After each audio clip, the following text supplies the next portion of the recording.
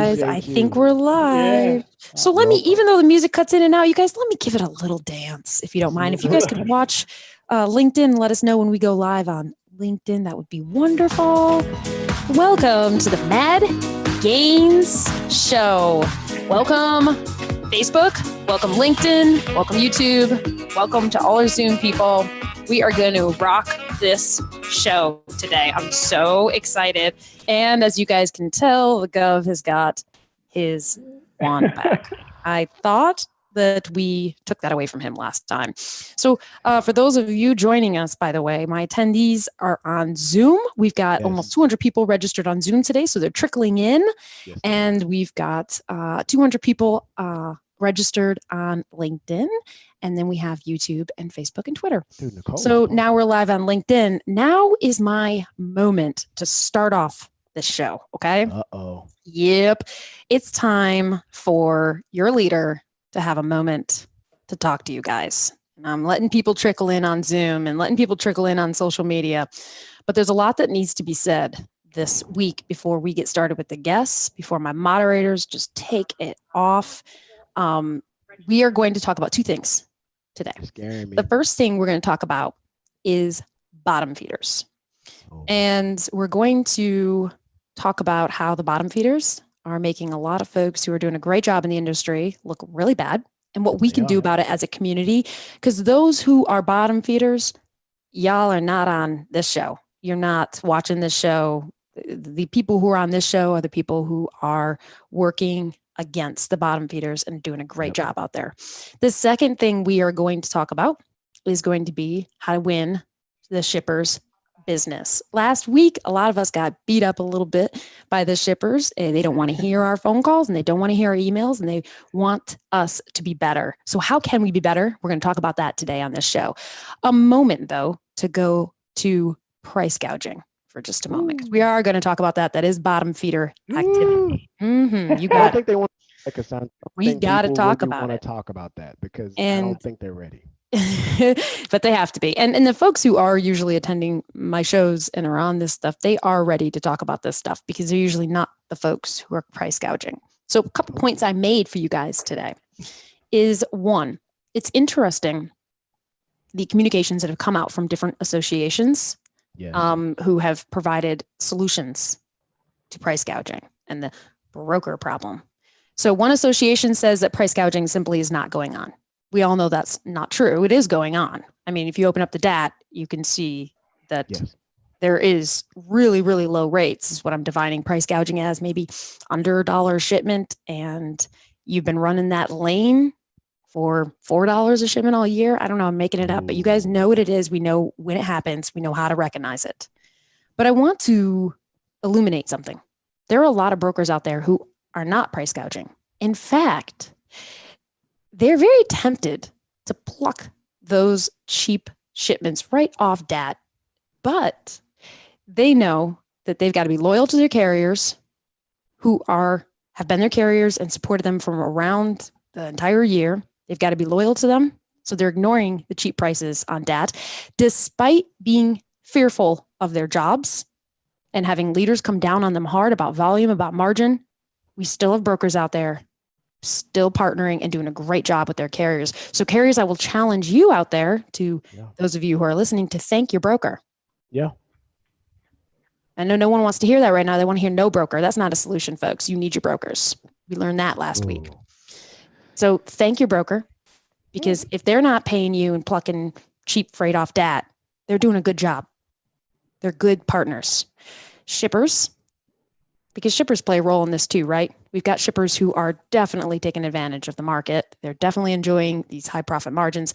But there are shippers out there who are still staying loyal to their base and paying their base and doing what's right. That's what this community is about, is getting the three groups together and uniting us. Because all of us on here, we are not bottom feeders. We don't engage in a lot of this activity. We are trying to work against it. And that's what we're going to talk about right now. How do we work against it right now? So I'll open it up to the floor. And the first thing we are going to address is going to be this discussion about visibility into a broker's cost and margins. Because it was interesting, and it'd be interesting to hear what Gov and Jamin have to say about this. Is I remember 2 weeks ago, the three of us for 2 fucking hours tried to get carriers to tell us about their costs, educate us so we understand what price gouging is. We understand when we go below a certain amount of money per load, we know that we're ripping you off or you can't move that load safely. Gov and Butta, how many of those carriers? We had 2 carriers or 3 carriers come forward and kind of break down the cost for us? We did. Yeah, at least. Yeah. Especially if you're talking after the show and kind of offline, really spelled out. Yeah, at least 3 or 4 I could think of. And it was interesting because and John's got an echo there, so he's going to have to listen to us through Zoom, not through social media. But I will tell you that I got messages after our show where we asked carriers, what are your costs? Like, what shouldn't we be asking you to run as brokers and shippers per mile? And I got carriers who messaged me and said, that's none of your business, which is interesting because I bet you those carriers are the ones supporting rate transparency. So I'm going to knock off that topic. We've only got 30 minutes to talk about this. And then I'm going to bring us all together so that we know what to do about these bottom feeders and we work against them. I got to say, Jonathan Ortega in the comments there. Welcome, Jonathan. He said, all united together in Madtropolis. Let's get the discussion going. Happy Friday. Happy Friday to you, Jonathan, and all of Madtropolis. Hi, John. Welcome to the party. Oh, my God. I love that mug. Can we see that mug again? What does that say? That's beautiful. The giant club. I'm the fucking boss. John, tell us what your thoughts have been lately on the bottom feeder activity. Hey, John, mute the LinkedIn that you're playing. So only let the Zoom play. I'm not on the LinkedIn. Really? We're getting some interesting. I would lie to you, but I'm not. We're just echoing in his room, maybe. Yeah. Talk to us, John. We've seen some stuff that's just been ridiculous. I understand supply and demand. I mean, we're a motor carrier, expedited trucking company, but we're also half a brokerage. So I live in both worlds, and there's a proper balance, and we're seeing it being abused, and I will say abuse, in my opinion. We've had some brokers that have been great partners with us and have stood by us, and the partnership, and they're large brokers. They could force their hand on us, and they have not. Everyone needs to price and make a margin. There's a cost to doing business and everything, but we've seen rates literally cut in half, and they're not sustainable. And that supply and demand in a market, I believe in supply and demand. I believe in market forces. I'm not a big fan of regulation, but there's also a sense of ethics and morals in any business. Bingo. And when you see supply and demand shift dramatically because of a pandemic, that's not normal supply and demand. That's not, for instance, saying, well, freight is moving softer northbound out of Laredo. Well, you know what? The market will adjust. The inbound rates will go up some to compensate for the lower rates coming out. We're just seeing supply and demand across most of the country fall flat. And I don't believe, I'm a TIA member. I support the organization. Do I believe every TIA member is doing it right? Absolutely not. I don't believe that an organization should make a statement. Yeah, and I think every single person listening right now would agree with you. Yeah. John, do I think the majority are? Do I believe the majority are? Yes. I do believe the majority. But unfortunately, there's a decent amount that are not. So I think you have that problem. And then I think at the same time, you have the influx of venture capital money that has moved into the brokerage world. Yeah. Which was a force before this happened, was already pushing rates down and down. It's very hard when you have a business that your goal is to grow 50% year over year, 100% year over year for the next round of venture capital money to come in. And you say, I don't care about profit. Ooh. I care about top line revenue. You brought up I don't think 99% of the people on this call run their businesses because you need to make an acceptable profit level to maintain your business, do it safely, do it adequately, to reinvest for the long term. But when you don't care about making money and it's all about growing the top line, you're simply doing it by one thing: price. Yep. And we've seen a lot of big, Coyote, huge 3PL broker, been a great partner by us. Do they have to be? No. But you know what? They've stood by us, and we've worked really well with them, and it's been a great partnership. How did you build that relationship, John? So you brought up the name Coyote, and you were also the kind of the one who I saw that 57 cent lane when you posted it. That's the reason why I follow you. You're always kind of talking that. So when you say that 57 cent lane, and then you say you have a relationship with Coyote, how did that relationship happen? I'm not saying Coyote posted. I'm saying, how did that relationship get to the point where they are supporting you, even though this is a tumultuous pandemic? You know, you spent a good bit of time with their people one-on-one, building that relationship, understanding what both parties needed, how we could help them to grow their business at the same time that they could help us in what areas we needed. You know, it's really a back and forth. It's got to be a win-win.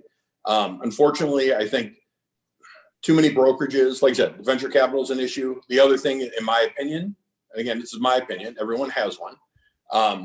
But you know, so many of these brokerages now have become like the mortgage companies. They're all commission-based, grinding these young kids out, and so the incentive is for them to drive that rate to the carrier to the absolute lowest point they can.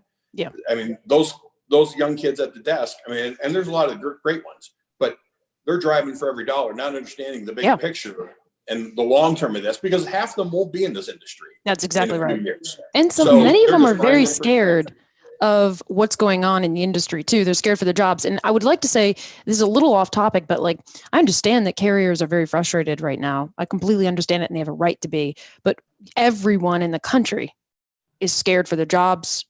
Everyone is being laid off. They don't know where their next paycheck is. This is not something that's new and original, and brokers are feeling it too. And shippers are scared as well. So I want to throw that out. Yeah, they should be. I feel for a lot of the brokers, the good brokers right now. I feel for them. They shouldn't have to compete against the garbage that they are having to compete with out there. And that when you sell solely on price, and that is all those people are selling on, and you're selling to carriers that'll run at those rates. Well, clearly, let's be honest, you can't insure properly. You're not running legal. You're not running proper. There's no way to do it at 50 cents a month. No, there isn't. We figured that out 3 weeks ago or 4 weeks ago. Was it, Gov? 4 weeks ago? Yeah. We were like, there's no way you can even run these loads safely. John, there's a question in the comments right now. This is from Thomas. He says, human nature is not to pay more than what you currently have to. Think of your own consumer behavior. Geez, I cannot spell this today.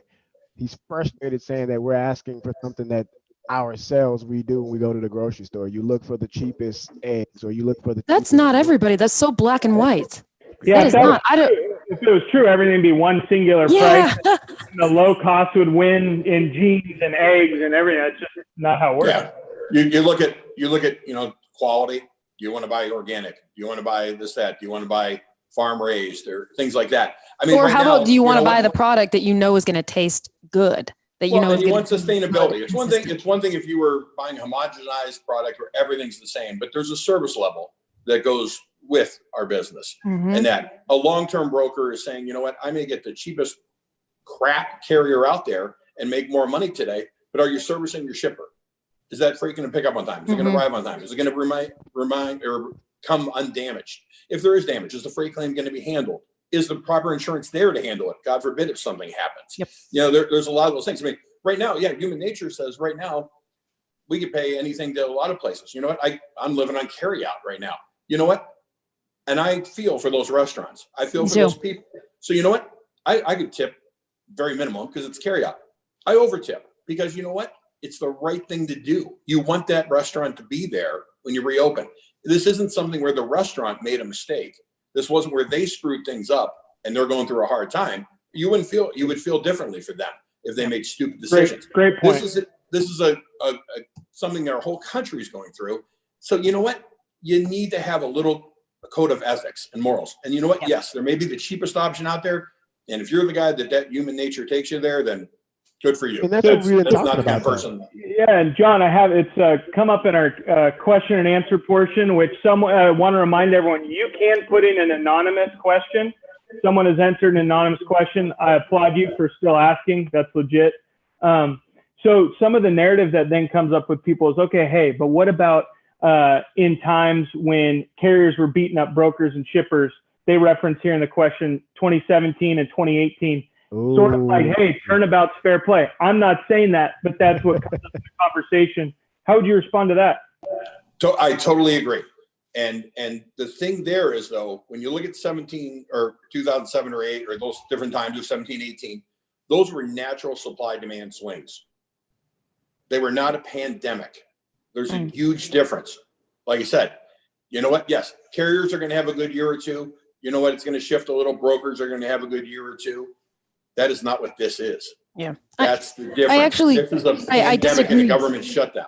I disagree with that comment. With the comment on.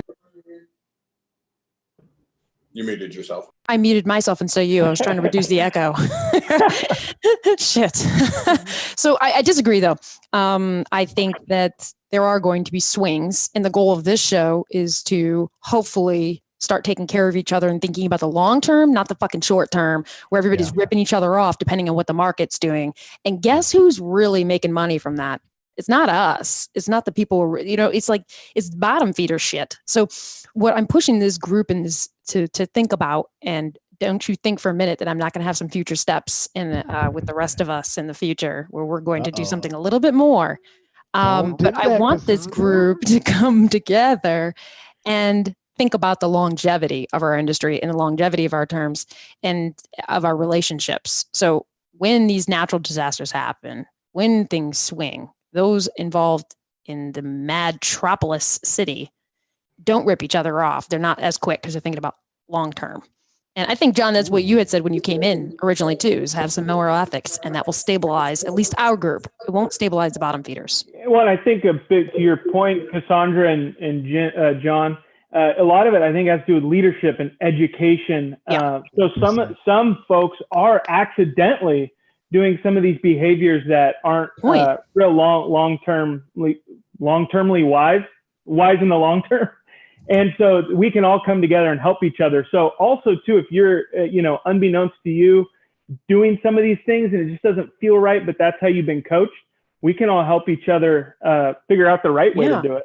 And the other point is too, is that there are people who are sitting at their desks, kind of like what John said and Gov said earlier. There are people who are sitting at their desks. They see the rates. Their boss is telling them, you got to do this. You need this profit margin. I don't give a shit what you think. They feel in their hearts, they wish they could take care of their carriers who've been taking care of them all year, but they got somebody else breathing down their throat too. So, I mean, there's a lot of that going on that I get anonymous messages about too. Yeah, obviously any company is top down driven, and it starts at the top and how you project down to your company and that. But the other thing is, and I would say to every shipper, to every broker, every carrier out there, it's the same thing we learned through the last downturn and the last upswing. We looked at our customers that went through the downturn, and there were some of them that could have beat us up hard on rates, and they didn't. We had to give some give back and this, that. And then when it shifted the other way, though, we looked at our customer base and we were able to say, what was that? You said something, John, that it sounds like it's culture at Load One, but that may be a nugget for people. You said you had to give some give back. What was that give back? When you had customers coming back to you and saying, hey, we know the market's soft, we're not asking you to go down 20%, but can you give us back a little and that, there's a give and a take in that. And we would look at those customers, and you know what? We labeled our customers, honestly, their loyalty status to us, and then certain customers that were politely opportunistic customers. And you know what? So then when this thing shifted the other way, and I'd recommend every carrier and broker do this same thing today. When this thing shifts the other way, today, a headline just came out, 88,000 trucking jobs lost this month. These owner operators are going to park their trucks. A lot of these small guys are going out of business. They're not getting government money. And that's up. This thing's going to shift. At some point, it will shift back. And unfortunately, it's probably going to shift back hard. Yeah. And then you're going to have a lot of people with attitudes about paybacks. And I think, you know what? I can tell you as a company, yes. Our good customers, we're going to try to protect them when the rates move up. And that. And sometimes the market changes and we can't solely insulate them from that. But you know what? We're going to insulate them a lot harder than the customers that took advantage. We got a question in the comments, guys. This question right quick is from Nerfit. He says, John, specifically to you, John, he says, I'm thinking out loud. How about for long-term ideas, would it be possible to have an absolute minimum margin for brokers and an absolute maximum margin for brokers, and have all brokers work within these limits, and to hold all transactions on record for audit purposes if price gouging is alleged? Would this be fair? What do you think? It sounds good, but again, I don't know who's going to control that data. One, two, I think, you have to look and say, there's a different margin, let's say on a $300 load.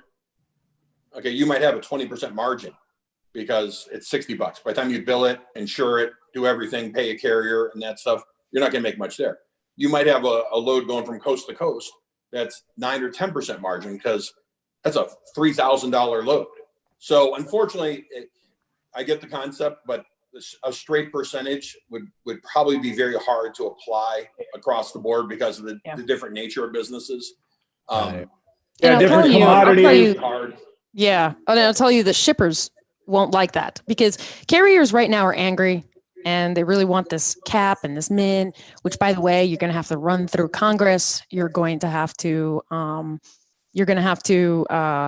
do a lot of work. This is not a quick something. And the FMCSA is worried about safety, by the way, folks, not regs, not pricing. I just want to make sure everybody kind of realizes that. But hi, Tony. And but I want to make a point is that it was going to be a really, really good point, and it's gone. Hey, I got a point from Shannon. Yeah, let's hear it. I got a point from Shannon in the comments, and it kind of made me chuckle. She said, until you start worrying about brokers and start worrying about your other tools, fuck yeah, that's a good point. You will not get anywhere. That is such a good point. Bingo. Tony, I'd be curious to see your thoughts on this. We're getting a lot in the comments on people saying, hey, so John's point is spot on. People are loving it. They're mashing the heart button. How do you feel about ways to go about starting that type of shipper, customer, and carrier or broker relationship that gets through these tough times? Yeah. And hold on, before you answer that, can we see your t-shirt? Come a little closer. If you don't know that reference, you should know that reference. Okay. If you, Cassandra, tell it, because if you don't tell it, I'm gonna tell it, because that reference. Tell it, Gov, tell it. So, guys, if you have not heard, it was in Cassandra's post this morning. Brandon Bird. And Brandon, I hope you're watching. J.H. Rose, guy. I hope you're watching. You can blame it on me. Wand is ready. I am ready to duel. So, sitting here listening and reading Brandon Bird's post, guys, about how he was belittling that carrier and telling them basically, I'm going to give you the lowest dirt poor, piss poor rate possible. And I'm going to take that extra that I could have given to you just to kind of make sure you're a little bit happy, that maybe you can go get a McChicken or a McNugget, or maybe you can go get a large iced tea. I don't know what they could have gotten, but that's what us, all they needed was just a little bit more. And he said, but don't even worry about it. I put it on another truck. I make on average 200 grand a year, baby. That's what he said, and very before he got fired. And we don't make fun of like the rates. We don't care about the rate or whatever he was saying. It was how he was communicating. Yes. And before we start running and calling brokers all assholes and blah blah blah. I posted it because that is an example of a bottom feeder. It's someone who's treating someone else like shit and taking advantage of them. And by the way, there are carriers and shippers out there who talk to everybody else like that too. That communication is not new to our industry. We're trying to reduce it in the Madtropolis land. So Tony, what do you think about a maximum rate in a min, or a max and a min profit margin for brokers? Even though you are a shipper. Terrible idea. Yeah. It's just like price fixing. Price fixing is just as bad as price gouging. Yeah. And it's that simple. Couldn't agree more.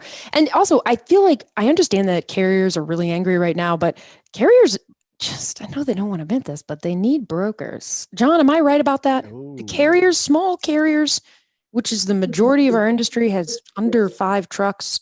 Are they right? Am I right when I say they need brokers? For sure. I mean, I look in the expedite industry. We're a larger broker in that small space, and there's a lot of small carriers where, if you have 10, 15 trucks and you run let's say half the United States, how are you going to put salespeople out there all across the country? You can't mathematically support those salespeople because you don't have enough trucks. There's not an ROI. a good broker or his partner makes great sense. They're going to make some margin, but they're providing the sales. They're providing the sales support. They're providing the operational support to that customer so that small carrier has the ability to keep moving. And brokers absolutely have a place, and a great place. Now, I think sometimes, especially we see in the expedite industry, because you can get into vans and smaller trucks much cheaper than you can big semis, it's a little bit of a problem because it creates too low of a barrier to entry. And when things are good, a lot of these fly-by-night or out of nowhere little carriers, they think they can survive off brokers and off bid boards and that's excess freight. That's backhauls, that's filling holes for you, that's helping with your out of balance. It's not a business plan for a successful carrier to get 90% of their freight off a broker, in my opinion. I mean, it's just not a sustainable long term. So this is kind of coming, this was out in another comment. You have people saying that the reason why we're really dealing with this turbulence in our market is because we have a lot of large carriers who are actually controlling the majority of the good lanes. These large carriers get to pick first fruit. These large carriers get to choose who they want to work with. And every broker is bowing down, bending the knee, Jon Snowing the largest carriers in the game, which only leaves the bottom left. It's not true. Carriers. I can tell you right now, it's not true because first of all, brokers, I don't know, 95% of brokers' carrier base are small carriers. Using the larger carriers is more expensive. Jay, I see you shaking, nodding your head, Jay. I'm right? Yes, you are right. Even for the big guys, the big box guys, they are right in that 5 to 20 tractor spot. They get a ton done for them. And so let's switch gears a little bit. I see we have Chad, or we did have Chad, but now we have Chad's window. If you can hear me, I can't get the video up here. I'm trying to figure that out. I'm still learning. That's all right. Why don't you just tell us you can just tell us what you want to say, and I'll stop the video, and you can just talk. Well, I just want to be a part of the conversation. I mean, you're talking about sweet stuff. Chad, what did you think about the idea of brokers having a max and a min on their rates? And then we'll switch into sales because Jamin just reminded me you're supposed to. I would get out of the business if that was the case. There's no way I would be. I like run the spot market. I've done it for almost a decade. I like running the spot market because there is no max. You don't see me griping about there should be a fixed cost because it's getting ready to switch, and when it flips and it comes back into my favor, I don't want to be the hypocrite taking $3, $4, $7 per mile, and I've done it, and back when the polar vortex happened, rates were sky high then, and I took advantage of it. I didn't have no shame in my game at all telling a broker he's going to pay me $7 per mile, and they paid it. And just the way this game is, and I love it. I love it being like this. Would you say, Gov? No, I'm just interested because he was yee-hawing and I'm gonna take the top rate at that time, but during this time when rates are kicking your ass, I hear you saying you love these times, but other people right now can't sustain in these times. So this turbulence, when the rates were higher, let's say they don't have a contingency plan in place, or they weren't putting money in the bank, or they just couldn't afford it. They had some big lawsuit or a big wreck. What are they supposed to do, Chad? Because these rates that people are getting right now, some people saying I cannot exist or survive on this. I am 2 to 3 loads away from shutting down. And you just said, I'm enjoying these times. Yesterday I talked to Roll Call. I did an interview. I think I fixed the video if you want to come back on? I think I figured out where it's at now. He wants to talk shit to my face. There we go. Oh hell, I gotta put on my hat. I look crazy. Sorry about that. I haven't cut my hair in a while. Join the club. So anyway, I did an interview with Roll Call yesterday. It's like a publication, I guess, that a lot of politicians read in Washington D.C.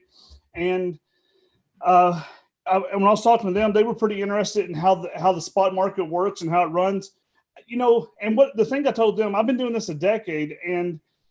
Almost a decade. And yes, times right now are really hard for a lot of guys. If I was just now getting into this, my gosh, I would be worried about feeding my family, and I would have to park the truck. I would be calling my insurance company. I'd be doing everything I could to downsize to get through this. It looks like we might be bouncing out of it here pretty soon, but 3 weeks ago, you wouldn't, if you asked me when we're going to bounce out of it, hell, I don't know, and we might have more trouble along the way.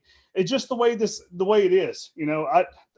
I Chad, hate that phrase. I hate that phrase. I know, but I just want to remind everybody too, because John said it earlier, Gov, you reminded me, is Chad, do you remember, Chad has this Facebook page that I'm on often, and I love it. I learned so much about it, and he has a lot of carriers.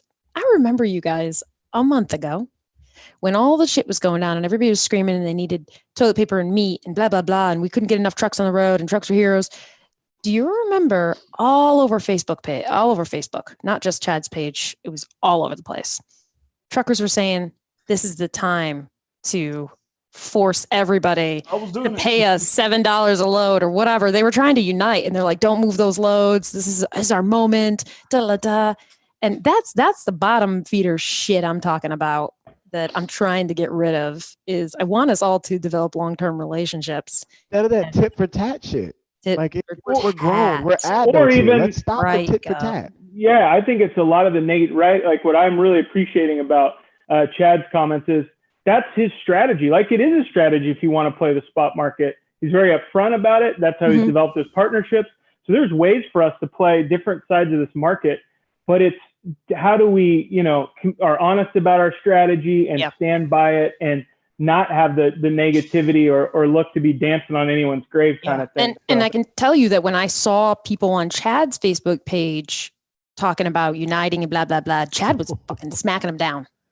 So it's not his, like, I feel like, Chad, you're saying you're going to make the money and you're going to take the hits when the economy slides, but you're still building partnerships, not being horrible. So somebody in the comments, Kaz, they just said, Greg Ackner in the comments said, basically, hey, that's the issue. All of us on this call, on this show right now are grown. The rest aren't on this call. So guys, we're asking to grow the city, to grow Madtropolis. That's why we say share, like, comment. It's not for vanity, because we want to build the industry conversation. We need as many greenhorns on this call as possible to learn from the John Elliott's, to learn from the Chads, to better understand what they're doing, because someone else in the comments said you can't outwork poor management. So although they may have quote unquote poor management, we can help them develop the necessary skills and help the managers develop necessary skills to do better in brokerages. Jamin, what do you think about that? John just said he wanted to say something. Sorry, John, you got this echo. I'm trying to get that's okay. I just look at, when you talk about like when this whole thing started and some people were saying, oh, it's our time. And that I think, you got to understand what the 6 months before that was. You watched the freight market get very soft. At the same time, you had insurance costs skyrocketing. I mean, asset-based carriers. I have a lot of friends that own motor carriers as well, watching 30, 40, 50% price increases or more on their liability insurance because of these skyrocketing awards from all these phone book ambulance chaser attorneys. I mean, we need tort liability. But at the same time, you're watching tort liability. We need tort reform, you mean? Tort reform. Sorry. John, did you watch my video on freight waves? No, I did not. I'm sorry. That was going to be my watch it after this. Sheltering in place. Sheltering. Breathe. Watch it after this, John, because I'm going to challenge you on that point, which is tort reform is not the answer. It's not. I know that everybody really wants the government to regulate prices and jury verdicts and blah, blah, blah. But God forbid the government tells you that you can't work tired or that you got to keep your truck maintained, because Jesus Christ, they all go running when there's too much government. I'm very confused by this, but let me tell you a story. If you haven't watched my video, it is 12 minutes long. I posted it. I give it to FreightWaves to promote at their show this week. Watch it, because there's more going on in this industry than you know about with regards to accident litigation, which I've seen almost everything with accident litigation. And go ahead, John. Okay, I'm muted again. Okay. In fairness, I know a pretty good bit about it. We're in a large retention insurance captive, so I look at it on a much more direct basis than a lot of small motor carriers who just pay market rates. So we look at it. We have to make the decisions on every lawsuit because, my deductible is a 6-digit kind of thing. So as well, like I said, when I'm not doing this, I also serve as an officer on the ATA and TCA. So I hear a lot about it from a lot of people. I'm, again, not a fan of regulation, but I think when you get into the crazy world of financing lawsuits Yeah.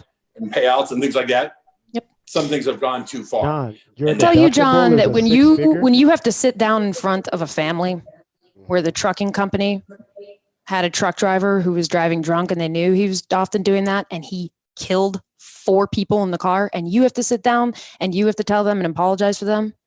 And then you have to tell them, oh, by the way, the state has tort reform, so we only have to give you $250,000. Deuces.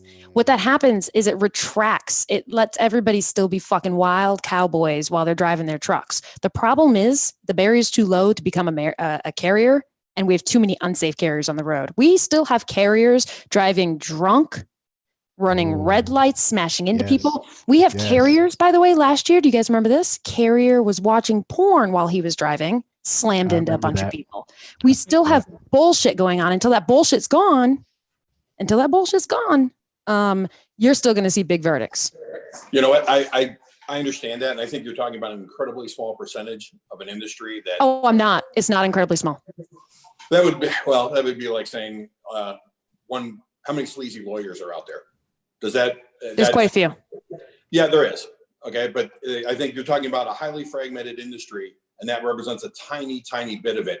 And I understand what you're saying. Though. Like That's the the thing. family with the 4 like that. But I'm also talking about sitting at a red light when a drunk person drives into the back of your truck and you get sued. It costs you $200,000.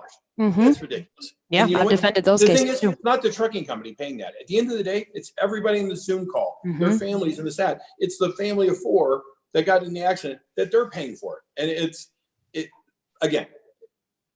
it's out of kilter. I'm not a fan of regulation, but there needs to be some tweaks, because you can't have $50 million, $100 million verdicts, and that people can't insure for them. They're not realistic, and it's not sustainable. We'll agree to disagree. John, man, I appreciate you we'll agree to coming on the disagree, but I show, love it. John. I love the heats. I love his points, but there's so much of a bigger story going on here. But I gotta clarify one thing to Ron Solons in the Q&A. I'm texting. I'm texting on the comments, LinkedIn Live, keeping the pace on what everyone's talking about. Yeah, I just went down a rabbit hole, and I really apologize, because I'm very, very passionate about that topic, and I've litigated across the country for 10 years. So, and I've seen everything, or at least sometimes I think I see everything, and then I don't. Okay, so let's do this. Let's shift the program. For those of you who are just joining us, thank you very much, John. You are amazing. I appreciate you arguing with me. We're going to keep arguing this topic, though. It's not going to go away. You and me are going to argue again. Could we bring on some shippers? Could we bring on the Godfather, since we're going to switch things up a bit and we're going to talk about sales? And if Tony wants to come in, he can come in too back again. Let's get some shippers on board, because here's what happened. And this is the direction that we're going to go now. Thank God you two are keeping me on pace. It's my goal of making this show. It's cray, baby. It's cray. Woo! So here's the thing. I want to now shift directions. We talked about the bottom feeders. We talked about how we're coming together as a community at Madtropolis, following MadGaines. You're going to contribute. You're going to hear the concepts that are coming out of these shows and put them into application if you can. Some people can't, because they got bosses breathing down their necks, but So we're going to shift this. Last week, we had an amazing show about shippers. It was amazing. We learned so much, and some salespeople left feeling a little beat up. So I went to Ron. I was like, let's turn the tables around. Let's talk to some brokers who are very good at what they do and have unique ideas, and have a brainstorming session of how we can get Ron's business. I'm going to put in a warning, though. Here's the thing about Madtropolis. The whole goal of Madtropolis is I'm going to bring carriers, brokers, shippers together, and maintenance too, right, JD? Oh my God. It's too many. Gov. This is why I said Gov. Oh my God. So I'm so excited about that. I'm going to put in a warning out there. When you guys see me bring in shippers into our community, I need you to respect that, please. And don't hound them for their business. And don't be pushy, because then they'll run from us and they won't want to teach us anymore. Ron can handle y'all, but there's some other shippers that will run from me. Don't spook the shippers. Don't feed the animals. Like, this is not the time to go after people as though you are hunting. Like, Ron is Find your not, own shippers, like, please. I will zap. Don't. Eric Serta, we got you. Eric Serta is always great in the comments, and he's fired up to hear what Pat and Mike Yeah, I am too. Ron have to share. And just as a note, you guys, Ron worked for many, many big shippers, handled big budgets. He is our main shipper. He can handle you guys and all your craziness. But he is also a consultant for those of you who want to have Ron. I had a quote in my survey. I want access to Ron 24/7. And I was like, then you should pay for it. All right. JD, oh my goodness, the names. Jamin, Butter. Man. Can you kick us off on what direction you want to go with implementing what shippers said last week? Yeah, I think something that, and we're seeing it in the comments right now, is the shippers were giving us gold, right? I mean, the biggest thing I learned as a 14-year sales guy and cannot be reminded of enough is to listen, and to build up relationships. So one of the key kind of kickbacks we got is like, okay, if they're telling me not to cold call, essentially, how do I start a relationship? How do I build relationships? What are some very basic things that are working for some quality brokers out there? And so we were fortunate enough to get Pat Lawhon's a longtime non-bottom feeder broker, and Mike Nemi as well. And so just kind of see what's working for them, maybe to see what insights Ron could give about what's working for him, or, you know, if there's any back and forth between the two groups. That's what I think the people of Madtropolis want. I think so too. Yeah. Who starts, Pat? For sure. Or Yeah. Thanks for having me, all. Welcome to the city. Yeah. Just a little background on myself, I guess. I spent 3 years at CH. We don't have to go, Brant. You're already legit. Just get right into it, I'll man. just Go get it, for yeah. it. Give us your points. You're here. All, Yeah. all, Badass, you'll all hear. brokerage. Listen, guys, Ron background. scares people.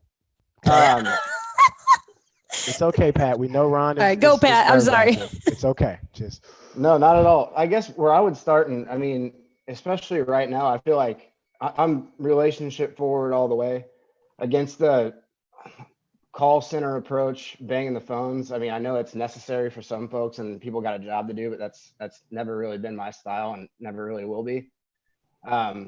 Right now, you have a great opportunity, I think now more than ever, to be human and focus on those relationships. good. It's a great time to call your customers right now and talk zero business and just say, hey, how you doing? That's a Or good point. That's a good point. or hey, how you doing? How are your customers doing? What are you seeing? Is there anybody that you work with that might, need our help right now? And that's a good warm in for you later on down the road. And then even when you call them, talk a little business. Just say, hey, I talked to so-and-so over at, and he was telling me you guys are having a hard time with this. Crazy times right now. We're feeling it too. Right now, more than ever, I'm big just on being the human approach anyway, and talking, every other phone call, maybe talk business, or every third phone call, but just call in to see how folks are doing and focus on those relationships that you have on the door and build off of those right now. I feel like is the greatest opportunity that we have currently.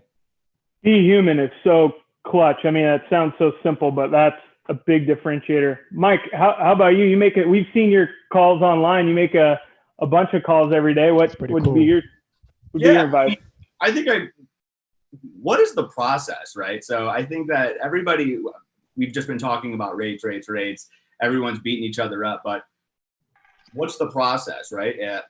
From accounting, from shipping, I get that, there's people out there that are, focused on, just winning loads and stuff like that. And I am on the managed transportation side of things. But, I always say is, if we're talking about cold calling, someone like Tony, he gets 10 plus calls a day. How about you call him and say, hey, recognize the fact that he gets all the calls and just straight up be like, hey, what's your process like? Good point, Mike. Process of what? Well, I think, yeah. No, like Like, what he's that's saying is super it's broad. not Like, what's a sales good call. response? What's a good It's not a response sales to call that? though. He's consulting. He's having a conversation. He's building rapport. Like, I love that, Mike. Like, he's not getting on the phone and instantly saying, so hey, I need your business right now and give me your business. No. But he's actually trying to develop a relationship. If we're going to talk sales, I though, think- build a case, right? So it's like if I call Tony and realize that, they're using 20 different platforms to quote out, to book, doesn't have a TMS. Those are pain points. And putting my sales cap on, but it's like, that's what I'm building up. And I'm like, okay, well, if we could provide you a TMS where, you know, you don't have to jump on all those different platforms, you think that's not only going to benefit you, but the company? That's great for a small shipper, but you know, most places that ship we've got that figured out. We're doing our part. I mean, I need you to build a relationship with me so that when that typical 2% that brokers like to let go or consider a fail rate, that's my job on the line. I got to know what you're going to do for that 2%. You come to my office, knock on the door, build a relationship with me, solve my problem, fix my stuff when all I give you is the crap loads to get a relationship started. And when you kill it on those, then you can get some gravy. I have a question, Tony and Mike. Mike says he opens up the call and he'll say, one idea is to say, what is your process? Tony, what's your answer to that? If you had a friend like Mike called you and said, what's your process? I will gladly explain whatever it is that we do. I'll let you bid whatever loads, whatever lanes we have to bid. If you're competitive in the market of my bids, I don't care what the overall market is. If you're competitive to me, we'll work. Are you going to listen on the phone though, Tony? Like, are you actually going to, if he says, what's your process? Are you actually going to answer that phone call? Because what I'm saying is you get more than 10 calls a day. Greg Agnes says it. You know, you probably get 15, 20 calls maybe. Godfather says no. Are you going to actually sit there on the phone with every broker that says, tell me your business? No. And, so Mike, what do you do talk through it? Mike or Pat, what do you do when they don't, or Jim, and Jim has a shit ton of experience. What do you guys do when there's no picking up the phone? I mean, it's sales. I mean, it's a numbers game. I mean, honestly, I don't even like to call the shipper. They get too many calls already. I'm going to go to accounting. I'm going to pick out, you know, what's your process like from accounting? Because finance is huge when it comes into, you know, supply chain. How are you allocating your bills? Are you literally going through invoice? Do you have any kind of tools or internal like technology that's helping you do that? So the Godfather is burning right now. The Godfather, we got to give the Godfather moment to speak. I think for sales right now, never been a better time to be an informed salesman. The information you seek, if you need 20 questions answered, you could damn near research and get 17, 18, if not all 20 of them answered. And then you're going with a very targeted, more sniper type approach to cut through the noise that these different ones you're talking to have. What would be some insight, John? Godfather? No, I mean, I know this came up last week, and frankly, my LinkedIn account's been blown up on cold calling. Hey, Ron, has anybody had the balls to message you or call you and give you like the blanket, like, hey, I don't know, maybe they don't know who you work for or whatever, but they're like, hey, I can help you with your freight. I can save you 25. Oh, yeah. I'm like, I still get that. I just so you guys see the insight. Cold calling, quite frankly, is what people did in the 50s because there wasn't another way to do it. For me, I mean, it's brute force attack. And I make 10,000 calls with the hope that 1 or 15 people pick up. I have a phone that shows a number. If I don't recognize that number, I'm not even picking it up. So you're never going to be able to talk to me because I'm not going to pick it up. And it's not because I don't want to talk to brokers. I don't want to talk to carriers. I don't want to talk to salespeople because I'm trying to solve my problems. Now, if you can be, and this is what we talked about it last week. How do they figure out your problem, Ron? How do they figure out your problem? But that's their research. This comes to why do I have to do their job? Yeah. Realistically, you know, my company, you know, the companies I've shipped for, I've had to solve problems for the distributors. Okay. I don't have the distributors saying, I've got this, and I've got to know what the problem is. And I mean, I can make it really simple. If I have cans that are leaking, it's not the distributor's job to go do a whole bunch of homework to tell me why my cans are leaking. That's part of what I do. So the research that I've got to go into to understand, you know, quite frankly, the mechanics of an aluminum can and the liner is part of what my job is. And I look at this the same way from, you know, selling. And people have sold me things lots of times. I can tell you, and I think you saw all the shippers that were on the call last week, we all said the same thing. Cold calling no longer works. And I defy anybody that's on this panel, that's in the text. There's a reason that people are trying to have laws written against robocallers. Nobody wants to get the calls. So when you're at home and it's 9 o'clock and somebody's calling you to try to sell you insurance, you don't want to talk to them. It's no different at work. And the other thing I think is really important for folks to understand, and I'm glad Tony's on here because he can absolutely advocate. You guys that are selling freight, your job is to sell freight. I've got a lot of other things that I'm doing other than buying freight. I'm trying to move product out of a warehouse and doing. So freight, at least when I was at Monster, I know I had this conversation with Cassandra, freight was 5% of my life. I don't have time to advocate or spend more on it. So I get that there's always going to be people say cold calling works for me. Well, then great, do it.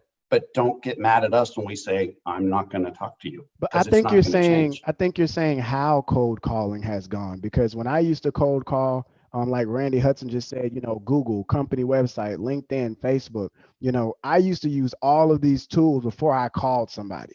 When I was building my sales team, get your research done, figure out who Ron is, who Mike is, who Pat is before. So I had a cold call on me last week. The first thing the guy says is, man, how's the Bulldogs doing? I was like, oh yeah, well last year we had a bad season. He already knew what school I went to. He understood that I was a Cowboys fan because he saw that I posted that on one of my Instagram. Like, he did his research. It's scary, but it works. It did open me up because I'm like, oh yeah, man, I'm a Cowboys fan till the day I die. Like, well, so what are you talking about? That's where I think some of the semantics of there is just straight cold calling, and then people use different terms like warm calling or whatever it may be. I think that's a great pivot. What are some solutions? Oh, sorry. Go ahead, Cassandra. Jay, I think that's a great pivot and a great point, because I think that everyone who's watching this, they might be past the point of, we're not the people, Ron, who are calling you without knowing our research. We understand there's a lot of people out there, but we're not them. We're here trying to get better. So can I ask, and Jamin, you can lead, I'm sorry to interrupt, but are there other ways? Like, I kind of like Michael's talking about, even though Michael's still going the cold call direction, he is talking about backdooring things. Which, has anybody had a carrier that you work with a lot give you a referral to a shipper? Like, are there other ways to build your network? Yeah, Pat, I think you've had an example of this a few times, I think. Yeah, for sure. That's what and to Ron's point, man, I mean, there is a space for cold calling certain people, but I'm empathetic towards most of the folks out there that whoever's calling on, because I get people in your position, like, you don't have time, especially now, to deal with just straight cold calls. And Jamin mentioned, the warm call thing. And I think that's kind of true. And that's my approach. I don't do any, what I would call cold calls anymore. If I haven't crossed your path in some way, shape or form, whether it be I met you at a conference, I've been at your facility for some reason, I've met you before, I've picked up from your facility, and I talk to a few of your workers pretty often, or somebody that I work with that runs the account picks up from your facility often, whatever it is, that would be the only reason that I would call you or try to get a hold of you. And then my next step would be to try to come visit you face to face. Not right now, unfortunately. But I mean, can we take a step back and because this is what's going to happen, you guys. I lied to everyone. Gov, I've lied to you. We are totally going to blow this hour because this is going to be this is going to be really good. And already we've got 300 people still sitting here. We have, for those of you joining us, we have about 100, or we have 65 here on Zoom.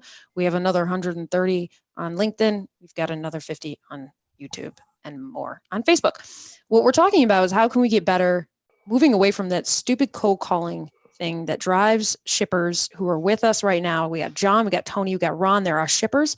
They're with us. They do not want to pick up the phone call. They don't want to hear from you guys. So no more cold calling without doing your research and all that shit.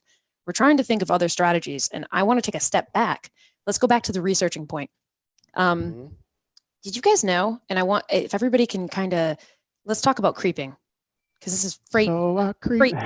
Yeah. And Ron taught me this term, freight creeping. I think he was the one. And so, did you guys know that on LinkedIn, when I'm creeping on a prospect, that I go to their page, but then you click on the all activity button, and you can see what they've liked recently, what they've hit thumbs up on.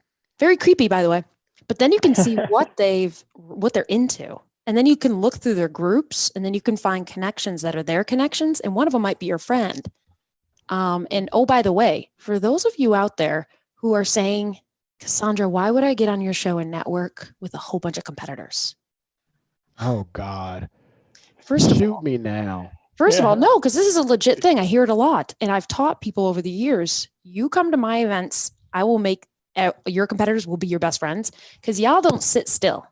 Y'all go work for another company. You go work for shippers. You go in and out. You never leave our industry. So they could be your best friend. And on LinkedIn, you could see that your connection now works at Pepsi and call them and say, hey, Bingo. tell me what's been going on over there. Blah, blah, blah, blah. Anybody else have any creeping? Like this is internet creeping research. Let's teach these guys how to really research and creep No, on. you started it with the LinkedIn. I think you started. That's perfect because there are times where I use Zoom Info. That's my drug of choice. But when you look at LinkedIn, Zoom it's free Info? content. Yep, zoominfo.com. That is my drug of choice. It allows you to see websites. It allows you to know what their hierarchy is. Who do they report to? When were they last featured in the news? But let's focus on LinkedIn because most of you are here. I use this LinkedIn every day to get to you guys, to get to some of my prospects, and I'm commenting under their posts. I'm interacting with their company. But you're page. adding value too. Yeah, I was going to say that's a good point. Damon, you've blown up. It's genuine, and that's I think Pat had said this. The human approach. You got to be genuine. If you try to fake it, you'll burn out. But people will see through that. To your point, Gus. So yeah. Michael or Pat or I think that's Brandon down there, right? Yeah, Brandon. Hi, Brandon. Do you guys have any creeping points? Oh yeah, I'm following every account, like their website page or their LinkedIn page. I'm following, the people that I want to speak with, have a conversation with. I'm friend requesting them. I'm not blowing them up on LinkedIn by, I think that's just, I don't know, everybody's doing that too. So I'm just trying to follow them, like some stuff, post some content that is relative to, whatever post they posted or whatever, opinion they had, just to get my name saw. And then when I actually do call them, maybe they remember, hey, that was that kid that literally commented. Yeah. You do a very good job of that. Ron or Tony or John, have you guys, I know your LinkedIn inbox is pinging all the time, especially since you've been on my show. Jamin has a word for it. I think it's called what do you call it, Jamin? What? Oh, thumping? Don't thump the shippers, please. Thumping, baby. But has there actually been a message that has caught your attention, either of my shippers?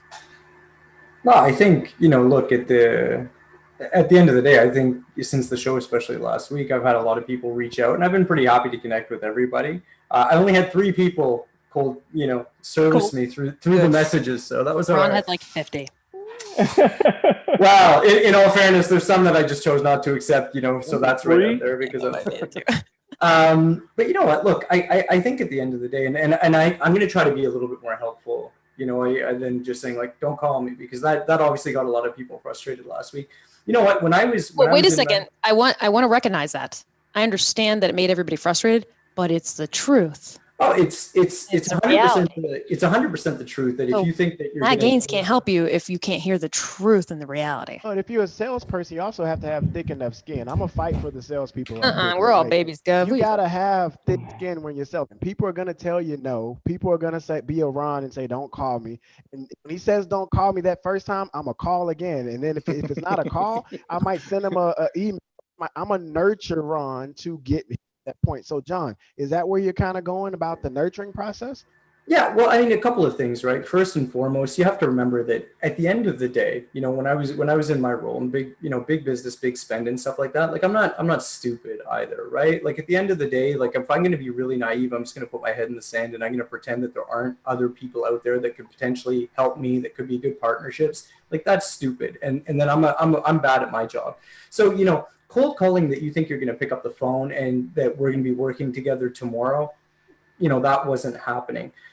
Cold calling to pique my interest, that should be the goal. You know what I mean? How do you actually get me curious? Instead of you trying to think of getting a shipment from me, getting something that you're going to run next week or whatever, the real goal, I think, of cold calling should be, how do I get this person a little bit more curious? How do I get them to not want to shut me out or move away from me, right? And I think that is where there's a big difference. Cold calling, where you're shooting me your rates or saying that you can get the lowest price or that you can just do whatever, right off the bat, unfortunately for me, that always resonated as that's probably someone that's not to the level of professionalism that I would want to work with. You know what I mean? Because I don't think that they necessarily get it. And that's not true. I can appreciate that that's a pretty blanket statement, but maybe that's how it resonated with me. Someone though, for example, who's just saying, hey, the industry that you work in, I've got a lot of interest there. maybe that there would be an opportunity, but I'm really not sure. Here's what we do, and here's where we've had success, and here's where we're strong. Does any of that line up for you? Right? I mean, that's a really cool idea. And, you know, for any of you salespeople out there that haven't read the book Pitch Anything, I highly recommend it. It's a really killer approach, you know, talking about how do you make those quick impressions and how do you actually get to disarm people very, very quickly. Anything. Okay. Yeah, it's I like solid. it. It's really great. So Tony or anyways, Ron, did you guys get any messages that caught your attention by any chance? Yeah, I got some good messages from a lot of folks. I think that's the biggest thing. And I think it goes back to what we were talking last week. They're coming with something. The folks that actually put together a message saying, hey, I saw this or this really resonated. That's something you're going to go and read and go, hey, what's this person doing? And to me, and I echo what John says, you know, about cold calling. For me, it's not calling. It's frankly being where I'm at, knowing where I'm at, either virtually or live. Those are where all the connections have made, because they are a connection and you can have a conversation. But a phone call, and I think quite frankly, to most people, phone calls just aren't a connection anymore. And the sooner people realize that, the sooner we're going to move ahead. I mean, I got a 22-year-old daughter in Seattle. I haven't talked to her on the phone, I think, ever. I don't know what her phone number is. You know, she's a picture that I might text. It's just the way it works. People don't talk on phones. And he brings up a good point, though, because that's where co-video comes in, or different softwares like that where you can embed videos when you send them, and you can give a little 30-second snippet, and the open rate on emails are pretty good when it comes to seeing a live person. Like, they want to feel that warmth, but I get probably 50, 60 calls a day trying to sell me something. We're interested in me or the company. Get somebody I know to refer you. This is where I think inbound is a huge thing now too. Put your content out there, put yourself out there, show some value. I think it's, you know, by the time someone reaches out to buy something, they've already done 80% of their research. So it almost is almost a little reversed of, hey, there's an element to play sitting back too and have, you know, informed, we'll call them buyers, shippers, come to you or take your call and understand who they're talking to. Well, there's, you know, sorry, just one quick thing to jump in. I mean, the other thing is too, right, is that, again, you want to keep me curious. So, for example, the other day, something that happened to me, someone actually sent me a message on LinkedIn, but they sent it with audio. It was an audio message. Honestly, so few people do that. You know what? At least it's the same message that they typed it out, but I could hear the tone, I could hear the intonation. I can kind of, you know, like JD saying, you know, how's that? Is there warmth there? What's that attitude that you're picking up from it? So, you know, I think a lot of people these days need to appreciate the fact that people like myself, Ron, everyone, you know, who's involved. I mean, even, you know, brokers and carriers, everyone, we are inundated with information. 100%. And, you know, if you just try to stay in the main channel and the main way of doing it, you're going to make it very, very difficult for yourself to stand out. So I want to ask my brokers or carriers, my question is for you guys, because I have seen Michael and Jay, and I think Pat, obviously Gov's been doing this, and Brandon, you too. Okay, I see you guys putting out really great content on LinkedIn. You're providing a value, and that's what's caught my attention. That's what caught many people's attention, and that's why you're here today. Well, what do your employers say when you're spending a lot of, because that shit's a lot of work. Putting out solid content to attract people to realize you know your job is a lot of work. So I'm going to ask an inappropriate kind of question, which is, what do employers, do they give you time to do that when you work for brokerage or carrier? Or is that the agent route? What do you think about that? There's multiple things. That's why I kind of went the whole agent route thing. It's like, you know, one, a lot of these 3PLs still are so focused on the transactional. I've maybe so focused. Yes, it's literally ridiculous. So they don't know how to do anything else, for God's sake. I figured, you know what, my goal is to, you know, again, manage transportation. And to Tony's point, I'm working with companies that are mid-level, right? That might ship as much as, let's call it, you know, $20 million, but really providing value to them. And I believe LinkedIn is, you know, I couldn't tell you as the business I pulled from LinkedIn. So it's definitely another tool to use as prospecting. But I definitely could see a lot of, you know, it being hard for other salespeople at other companies, bigger companies, you know, being able to spend some time on LinkedIn because, again, it looks like you're not doing anything to, Yeah. to certain management size. But why That's when you a walk in a loaded- building we lose that? Like what is that? You're a regular person and you understand relationships and building friendships when it's personal. But when you walk into the building, Fear and poor leadership. Fear and poor leadership. Is that it? Because they walk in the building, it's like, They want okay, you at I your don't know how to build rapport anymore. I don't know how to make a friend anymore. They won't even send you to Just straight- conferences, and they're always just afraid you're straight going to leave them. I transaction. mean, it's all situational, I guess. I mean, there's good managers and there's bad managers that, I mean, will be upset for someone that. Oh, something on speaking LinkedIn. of a manager, we do have Pat and Brandon. I'm going to give you 1 second, but I have a manager here, which is Nicole. Nicole. Brandon, Nicole's I got like some great comments. Hey, Nicole, you on? Oh, we can't hear her at the moment. But Brandon, what were you going to say? So I was going to say too, I mean, it depends on who your employer is and what your numbers are. If I've got an entry level sales guy that is, you know, moving one load a day and he's on LinkedIn for 6 hours, it's a different story with someone that's got a $100,000 book of business. Like, do what you're going to do. But, you know, building relationships is what's going to get you in the door. I'm kind of with Ron. I think cold calling is dead in some ways. There's a time and a place for it, but building your book off relationships and referrals is where it's at. And this that you do every Friday and getting these relationships down the road is going to build a business relationship in some capacity. You know, Ron, if I'd met Ron or looked him up on LinkedIn, I wouldn't know that he was a shipper. You know, now that we've had conversations and you get to know him, if we ever did connect, we would have this in common. So it brings everybody together to have a common ground for a relationship, maybe whether it's working or mentor or mentee, or, you know, just connecting with some great people that's very knowledgeable in this industry. So, you know, you can build your book a lot of different ways. Maybe it's cold calling, but I found best that it's relationships, it's referrals, and meeting those people in instances like this. Pat, what do you say?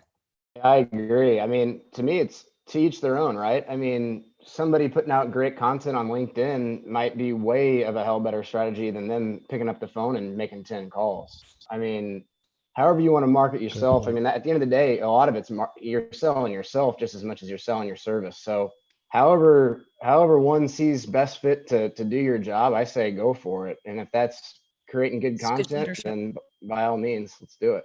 That's good leadership. Well, you know what? And I'm with you on that. People don't buy companies, they buy people. You're selling yourself. You know, There's a reason why all these companies want you guys to have non-competes, by the way. Now, why'd you want to sneak that in? Now, you were good the whole show. There we go. You've been good the whole show, and then you want to I sneak have not this been little- good. I picked a fight with John about nuclear verdicts. I've not been behaved. Okay, what were we going to say, John? I'm sorry. Not the other. No. By the way, not you. No, I know. I was watching. I saw that. What was I? You know what? I just wanted to echo what Brandon said. In all fairness, and I'll tell you right now, I make zero promises. And the fact that maybe we've interacted on the show or LinkedIn does not mean that I would ever work with you professionally, but it probably definitely means that I'd be willing to take your call, that we'd be willing to have a really good and in-depth conversation. So you're saying so there's a chance. I think there's a lot to be said for the. Don't say it. No, but you never know. No, but what I'm saying is that, you know, you're never going to put anyone out there, because the last thing you want to do is create the fact that the second that you have some kind of interaction, that there's some kind of reciprocity that has to go on, and now I owe you, or, you know, but like I said, what I would say though, is that 100%, it really brings down my barriers when it's like, okay, you want to legitimately have an hour of my time or half an hour of my time to have a real conversation about business. I'll be open to it. You know what I mean? And at the very least, at that point, then it's like, well, how good is your pitch? How good is your service? How good is anything else? Because you still have to be able to compete.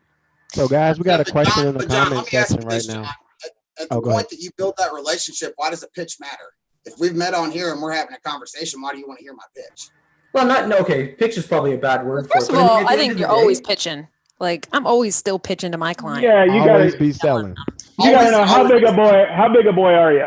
I mean, you always No, but I mean, I think at the end of the day, you have to remember that for someone who's shipping, if I'm working with a broker, if I'm working with a carrier, you are helping me keep my promises to my customers. So at the end of the day, it is your job to make sure that I have the certainty, I have the trust, I have the confidence that you can do that for me, irrespective of how well I know you. Because at the end of the day, I have a lot of great friends there's not too many that I would recommend to, on my personal voucher, so to speak, to say, hey, you should hire this person. We're friends, but I don't have that many that I'd actually be like, no, 100%. So we got a question in the comments for everybody. This is from Nick Ludwig, and I think it's a pretty interesting one. Jamin, it's for everyone, but he did directly address you.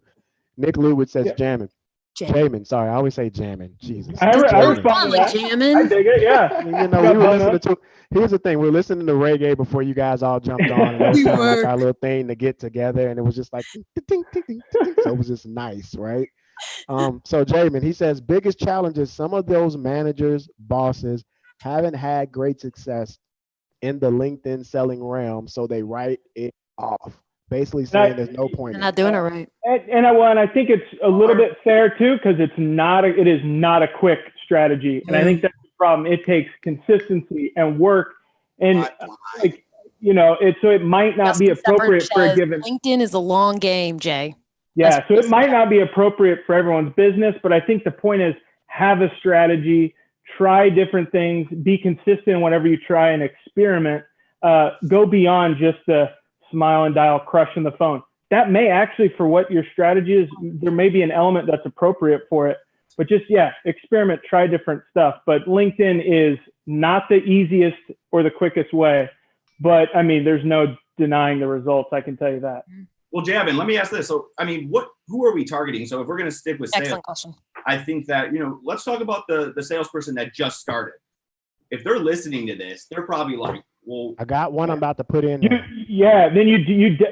kind of the approach I finally take, because sometimes, simply put, you can't rely on a company to let you do stuff. You got to have your own vision.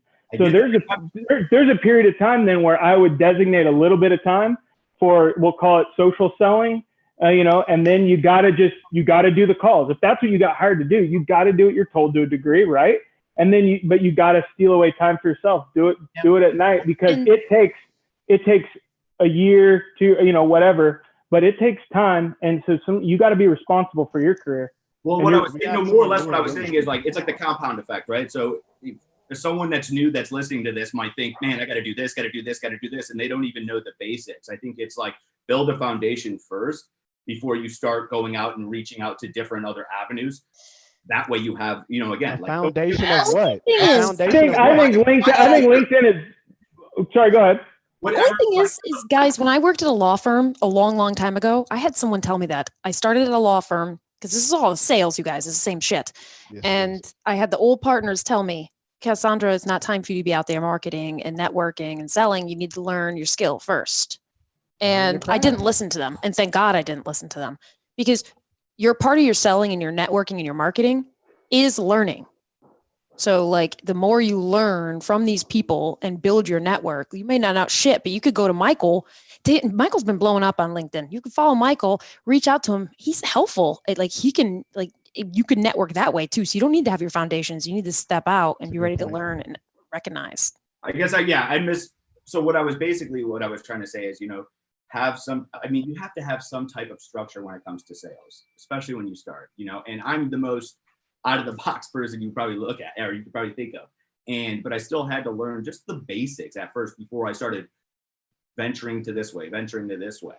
But that, again, that's my opinion. And it comes down to, in my opinion, it comes down to leadership, or I think I said a couple of weeks ago, find a mentor, whether it's in this industry. It doesn't even have to be selling transportation, but find a sales leader or find someone with experience that can guide you on icebreakers, on pipeline, or that structure of how to, structure your day, your week, and use that to your advantage. Yeah. Always have a mentor.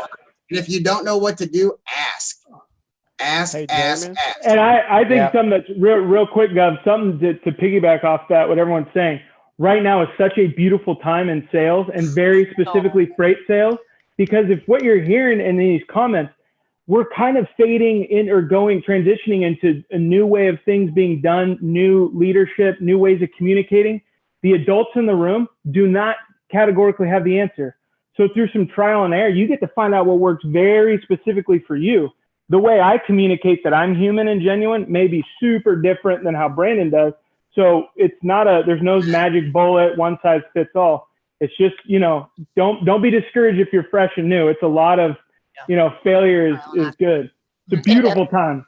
That's a freaking great point. To my shippers. Yep. Amen. Do shippers network, market? Do you guys ever leave your offices? What are you leaving your offices for? I'm going to lunch. The bar. No, usually if I meet with somebody, if I actually get to meet with somebody or take the time, it's my time. I'm taking my lunch hour to meet with you usually. I'm not wasting my work time. I have salespeople at work I have to make happy. I've already got them hating me for the last shipment that didn't go perfectly, or I've got them loving me and that's quiet. I don't hear from them. That's great. But when I take the time to meet with a freight sales guy, it's at lunch on my own time. So makes sense. I think that there's so much out there available for a broker, a carrier, whatever, just to go out and sell cross country, around the world, whatever. I'm sitting at my computer all day. They don't take the time to build a local relationship. You go out and you kill it for somebody, and then he refers you to me. I'm going to use him. I'm going to at least pick up the phone. So Sharon, Tony's Sharon dead just on. posted in the comments. Sharon said, I post on content LinkedIn daily. I now have over 5,000 contacts after a year of working, and I finally have shippers reaching out to me. So Sharon, I brought you on. What was that experience? What is that like? Because Michael asked for us to kind of share the foundation. So show us what that step-by-step process was for you on LinkedIn to grow. So it was trial and error. I started just posting or reading a lot. I was a creeper mainly to start with. and so I was looking, I would pick industries, and then I'd start looking at people's LinkedIn posts and people that posted contents. And I thought, well, I can do that. So I started finding content that I thought was interesting, made myself stand out a little differently. I started a mentoring program. So I have followers that follow me on that. I opened up a Facebook group that's positive, not negative, so I don't have all of the fighting and the bitching going on my group. So it's all, I try to do it positively. So I get a lot of referrals, and now when I post something, they'll like it, and then I start getting phone calls, and they ask me what I can do. Do I do this?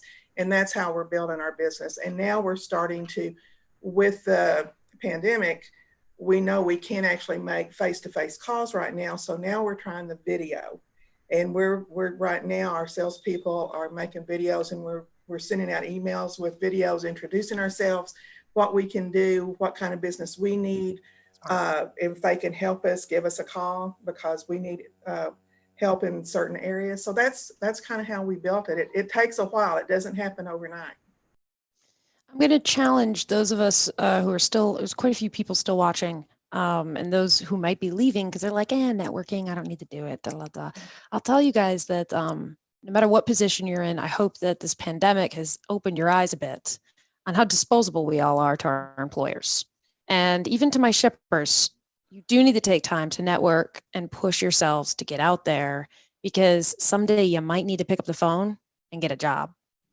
And my contacts, no matter how comfortable I've always felt in my job, like my last job at Schneider, I was like, at Schneider, I'm never going to leave this job. And everyone wanted my business, but I still networked so that I would be able to pick up the phone when new leadership comes in, decides to clean house maybe.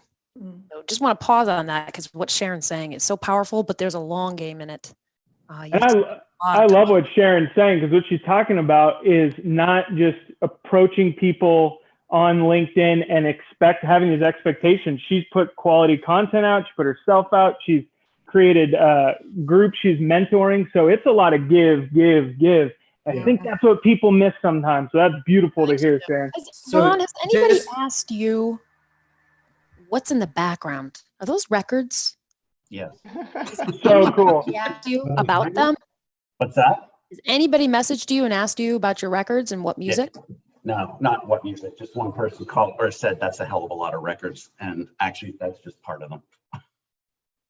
That there's several thousand strewn around the house. About. So, but not saying everybody Thunder Thump Ron on LinkedIn now and ask him if he likes Floyd. But I'm just saying there's lots you can see and pick out. Sorry, just to come back to your question though, for me, especially Ron, I'm sure it was similar for you. I mean, we meet people. I don't, I think it's important for people, for the salespeople, especially that are tuning in, to understand like it's not impossible to get access. To me, for me personally, I always really enjoyed meeting carriers or brokers. It would be in moderation. I'm not filling up my calendar with it. I can't necessarily do that all day, every day, but trying to have that meeting and have that conversation, it is part of our job as well, right? I mean, we have to be able to know, what if something changes? What if I need to mitigate some risk? Who am I going to go to? Who are the type of people I might want to speak with? So for me personally, I still always did make the time to meet people, but not obviously everyone who is sending an email or a call. Right. I mean, Michael asked an interesting question about what would you tell a new salesperson? I mean, from my perspective, it's do your damn homework before you even try. You've got to understand. I've talked to, just like you said, John, a lot of salespeople around different things. I ignore 95% because 95% are lazy and they just automatically assume I'm going to pick up the phone or answer an email. I'm just not. But the 5% that do their job well and spend some time and do some research, those are the people that I'm interested in talking to. And frankly, those are people that, and Cassandra can attest to it, we ship in excess of 140,000 loads a year. And the last year I was there, every one of the companies that was doing it started out when I started at 2 to 3 loads. So it's not like I just come in and assume a huge network. They grew it, and they grew it through understanding our business, understanding what we were doing some research, doing some homework. Quite frankly, every single one of them, and I said it last time, innovate, create a solution to a problem that I don't know that I have. If you can do that, you're absolutely going to win business. But I'm not going to tell you what my problem is. I'm trying to solve my problem. So I'm not going to do your job for you. It's up to you to figure it out. And frankly, a lot of carriers have figured it out. And we haven't done this, but I'll do it. I'll shout out to Krista Carey from Coyote, because she created a solution for me that I didn't know I had 7 years ago. And she created how to build my network geographically with software that made sense, tied to my co-packers, tied to the Coca-Cola distributors, something that I did not have the technology to do. Krista knew that Coyote had the technology. She did it without me knowing it and came and presented it. And they're one of the biggest carriers for Monster to this day. That's solving a problem that a shipper doesn't know they have. That's creating value. That's growing. And at the time, Krista was a new salesperson. So, I mean, she's just smart. So being smart got her to where she needed to be. So that goes back to my point, though, when I said is, when I'm calling different departments that might be affected, so for instance, technology, how do you know that you don't have visibility into, your network or any KPIs that you're not seeing? You have to call someone, right, to ask, hey, what is your process? No, I'll learn disagree. As you get their freight. Yeah, no, I'll actually disagree, because she was getting our freight and she was talking to folks in Echo. And I'll tell you exactly how it worked. She knew what loads Echo was getting and was able to put them together. And they went and said, wait a minute, I'm moving to here, but the distributor's over there. And when I come back, these things don't tie out. If we can run what we know through our algorithm, what do we come up with? So there weren't a whole bunch of, nobody on my side did anything.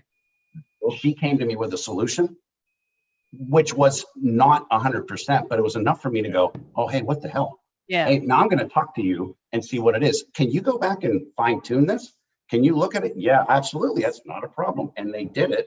And they did a great job. And I mean, it's like they have, Jeff Silver and team certainly built a pretty strong technology background, and they leveraged it to grow a business. I can tell you, I was shipping 140,000 loads a year. Coyote was shipping 5 loads a month when I started. When I left, they were doing about 1,500 a month. So they were a big broker that was doing next to nothing.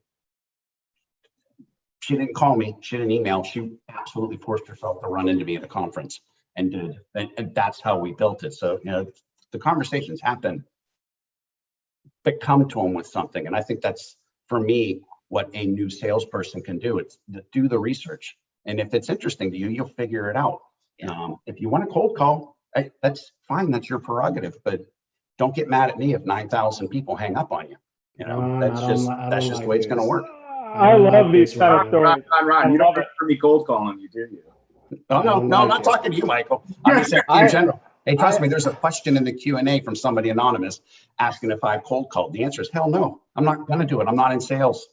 But equally, don't get mad at me because I'm telling you that cold calling doesn't work for me and for a number of the shippers that have been on this panel. So you can have the Gary Vee approach and just call the people that it works for. What I mean, if they say it doesn't work for them, don't call them then. Call the people that it works for. But that's not necessarily the Gary Vee approach, because that's also inefficient. Saying just put yourself out there. It's about communicating at scale to find the people that identify with the way you talk. So for me, it's an ROI on time. I mean, if your company says you've got to call 200 people a day, fine. You can question whether you should work for them.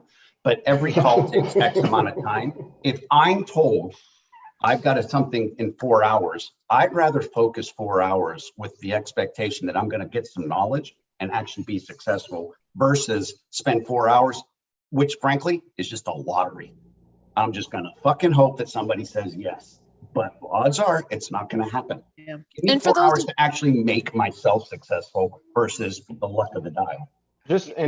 Ron, one thing one of your points about Coyote getting 5 loads a month and you're 140 a year. Just one shout out, just to salespeople, is just don't be afraid of the investment of time, because if you're actually going to go for that longer sell, relationship sell, you got to be able to be patient and put it in the investment, which is time on both ends. And every one of them, and I could name like specific names, and actually, Pat, I think that's the biggest thing. It is the time, because the amount of time that every one of the carriers I was working with invested versus the amount of loads they were getting was way out of proportion. Yeah. They were absolutely spending hours or weeks on 5 loads a month. Right. But they did the right thing with those loads to where, Echo at one point when I left was doing 40,000 loads a year with Monster. When I started there, they did 2, so they grew it, and they grew it very, very well. Monster at least was Echo's largest full truckload customer. But it was 2 people that grew it with a hell of a lot of hours, a lot of time, sitting outside my office when they screwed up. But they put in a lot of time. And I think that's, quite frankly, what is undervalued, at least by some of the comments. And the comments I'm seeing directly to my LinkedIn about cold calling. It's time. Why are you going to spend hours to make calls when you can spend hours on 1, 2, or 10 targeted customers that either, hey, you know what, they're shipping something I like, whether I drink Coca-Cola or I like steak, it doesn't matter. Or they're in the same hometown. I think Tony said it, be local. That's frankly, and near and dear to my heart. I mean, craft beer, that's how it grew for 20 years, was being local. Near and dear, baby. People. I mean, you're spot on about the target audience. So it's like, when I say cold calling, I'm only cold calling people, it's not even really cold calling anymore. It's more or less warm. Like, I know who I want to approach. And well, actually though, but to me, that actually means something, Michael, because I see it. I think that realistically as an industry, and I'm counting us as part of it because we're part of the supply chain as a whole, I think that the words and terms we use ought to have very specific and defined descriptions, and we know exactly what they mean, because cold calling is not cold calling. That is robo-calling. That's brute strength attacks that don't work. What you're doing and describing is no cold calling, but to be blunt, and I apologize, you calling it cold calling, I think, is doing yourself a disservice, because that's not what you do. You're spending a lot of time, effort, and energy. So the new salesperson that you're bringing on, if you don't even use the term cold calling, they'll never even think about it that way. It's more of a very targeted approach. It's going after people with a personal approach. It's trying to understand who they are, what they need. That means something. That's, and Pat, I'm going to use that forever. It's the investment of time. That's being intentional about who you're contacting, about who you're approaching. I actually like that. And like, to your point on, using the wrong terms, I hate the term broker. I think the term broker to me just sounds like, hey, I just want to go get a rate. And so what are you going to do then? What would you call it? Yeah, what are you calling yourself? I've already called myself on this. I've tried to come up with some fancy way to say it, and then it's like I said broker 2.0, but more or less I'm just saying, hey, I'm a transportation provider, or basically a 3PL. But broker just, again, to me, broker just screams. I mean, think about it. Everybody's saying broker, broker, broker, broker, broker, and it brings into, hey, this guy's just looking for rates. So that's just my opinion. I mean, a broker is a connector of dots. I mean, that's what brokers do. They are the in-between. And I mean, you can look at it that way. Some people don't. Now, we have Chandler that said our best account took 2 years to pursue before we were contracted just as a vendor. Then it took another year before we received a purchase order. It was over $1 million. So it's, again, back to time, back to that relationship. You don't become someone's best buddy, best friend, a confidant, a sounding board instantly in real life. Why are we thinking it's supposed to speed up just because we put on our work titles and walk into an office? It takes time to build relationships. And I hope that the leaders out there and the C-suites who like to pretend they don't watch, and I know they're watching, I hope you guys hear what we're saying this, because the reason why we have all these reps cold calling Ron, legitimately cold calling our shippers, and is because they don't have the time. They feel as though they've got to make that business as fast as fucking possible. Well, they have to. They're in the CRM. A lot of pressure. They're in the CRM. The amount of time that Chandler's just articulated. But that's the life of a broker. That's the life of any sales agent. They're in Salesforce. They're in Sugar. They're in HubSpot all day long. They're inputting the calls. They're looking at their account recs, and they're just trying to churn it out, because sales activity right now is deemed as a KPI in a lot of dashboards. And if I don't see that you hit this volume, then that means you fucking suck. And that if you don't hit this volume soon, we're going to get you out of here, because our best reps hit this volume, and I will turn and burn and churn until I find someone who's just going to ring, ring, ring. That is the life and the stress of typical salespersons. I mean, that's just honesty right now.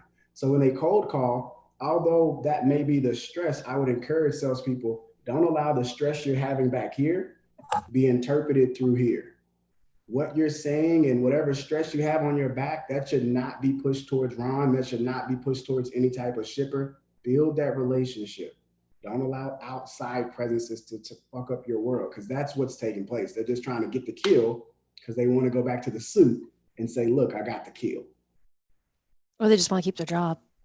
And that's a very real thing. There is a balance. Like, you do have to understand what game you're playing and what's appropriate for your circumstances, not to be overly practical, but it's just part of it. So I do think there's nuances of things you can apply from this. Like, hey, if your employer and you need that job needs, I'm just making a number up, 200 calls, give them that, but then squirrel away some time for yourself to do things that are more in a way that long-term you want to play it. So you got to look after yourself. So should we go? I want to go around the circle. You guys get like 15 seconds. Tell me your concluding thoughts of today. I can tell you guys that we learned in the beginning that we are not bottom feeders, but we are organizing against the bottom feeders. We're coming together and we're going to do business the right way. And we're going to reduce the volatility. And boy, are these big words that Cassandra's are saying, but I do have a mission and I do have a plan. Stuff, man. And there is more to come, but the city of Madtropolis will do better. And then we've learned more to come, Cassandra? a ton. Ooh, you guys need to watch the next show to find out, because me and Gov and Butter and Ron are stirring up some good stuff. But and then we have learned quite a bit about the value of your sales, the pressure from the top down, impact on VC funding. By the way, we didn't really talk about that much, but that's an impact on what our salespeople are doing. And how to creep appropriately on The Godfather, which creeped him out too. I saw him creep a couple times, but it's good stuff. You guys be in this for the long game. Be in it. I think John, I saw someone put down in the comments that, building LinkedIn is for a career, not for a job. It's like a long-term career effort. Yeah, I liked that. I think that was Brandon Tatum. Somebody, it was good. Yeah, Tatum. And so Jamin, what are your thoughts? 10 seconds. Do your homework, and as Ron would say, and just listen. Have a plan for yourself and execute it. Nemi, what do you think? What he said. All right, I like it. No, Mike, play the game. Play the game. Come on, Ron. Mike, we brought you on here. Give us some more of your good advice. Why are you putting out all this good content? It's wonderful. You think everybody should be just... I honestly think everyone talks so much crap, about brokers, that I'm just going to, whether you work with me or not, I'm going to show you how to, drive efficiencies, improve processes. And if you want to reach out to me, great. If you go to a different company, I believe in good karma. And if it comes back my way, somehow, some way, I'm happy. Bravo. And TJ. Hey. You going to give us a 10-second summary of what we missed you by the way? Just popped in, gang. Yeah, good stuff, man.